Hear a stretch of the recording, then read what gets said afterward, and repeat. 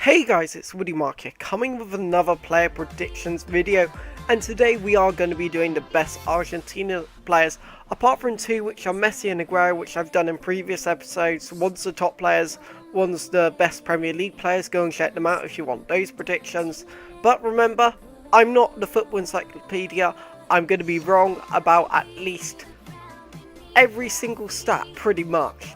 But I'm going to be approximately right. But remember, if you want me to do a certain player or a certain bunch of players, tell me in the comments below. And if you feel I'm wrong, tell me below. Don't call me an idiot, let's say. I know nothing about football. So let's get into the video.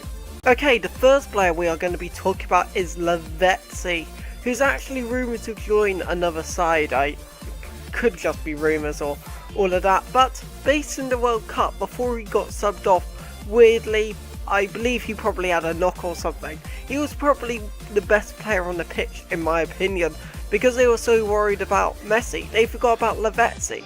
But of what I've seen of him play, he seems like a class player. Hence why I've given him a pace upgrade of 1. Passing, didn't really see like a playmaker. His dribbling, he seemed rapid. Shooting, don't really know anything about shooting, defending or heading. So this player I actually don't know that well. So put in the comments below what you think his rating should be. Into the next player. The next player we are going to be talking about is Javier Mascherano.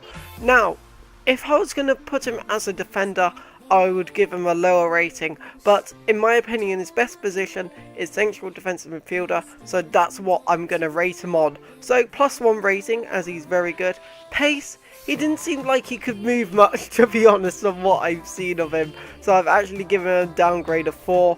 Passing, he still seemed very solid on the ball, so I've given him +3. Dribbling, he didn't seem bad on the ball either, so I've given him +4. Shooting, haven't seen him shoot. Defending, he seemed very solid, one of the best tacklers in that central midfield spot you can actually get. And heading, I haven't seen him really head the ball too well in my opinion, so I give him +1. Stats up and down, haven't really seen him play much. Again, it's just based on what I've seen, so put your comments below of what you think his rating should be. The next player we are going to be talking about is Gonzalo Higuain, who lots of you guys are probably going to criticise because he missed 1 or 2 big chances in the World Cup. But going to base him on his all-round performance type thing. Because if you base him on the World Cup, he deserves like a 78 rating, so completely unfair. But 84 rating, kept it the same. Pace, he isn't rapid, so I downgraded it a little bit. Passing, probably a little bit better than his passing suggests. Dribbling didn't seem bad on the ball. Shooting has a good finish, but he doesn't really hit powerful shots. But he has scored a good amount of goals in Serie A, but he's one of those players that will get you goals, one of those reliable players that you can actually buy. And defending and heading didn't really seem anything to do with that much, so I kept him as an 84, which is interesting because none of his stats are above 84, but it's just the way it goes with FIFA. But put your opinions below. The next defender we are going to be talking about is Zabaleta, and I realised I actually created 6 for this video, which I didn't notice. I thought I did 5, but I'll do 6 anyway. But Paulo Zabaleta, +1 rating, 83 rating. I rate him as probably the best fullback. I'm actually going to say this, the best fullback in the Premier League, potentially. But pace, he has no pace, which is expected.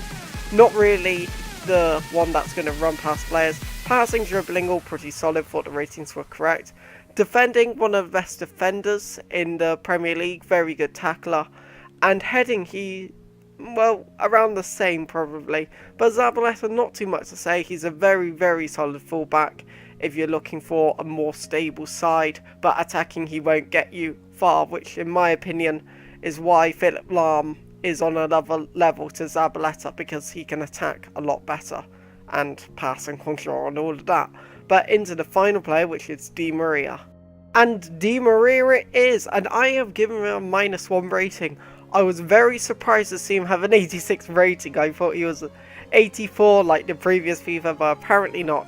But his pace is very rapid, so 90 it is. And passing, I kind of kept it, well, I lowered the passing, sorry. Pace I kept at 90, but passing I lowered as his crossing is amazing, one of the best in the world.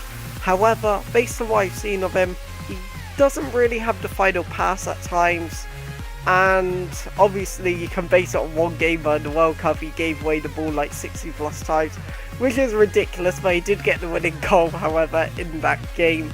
Dribbling 87, he's pretty rapid, might have given him an 88 actually, he's pretty good. Shooting, at times lacks that final touch, but does have a pretty powerful shot.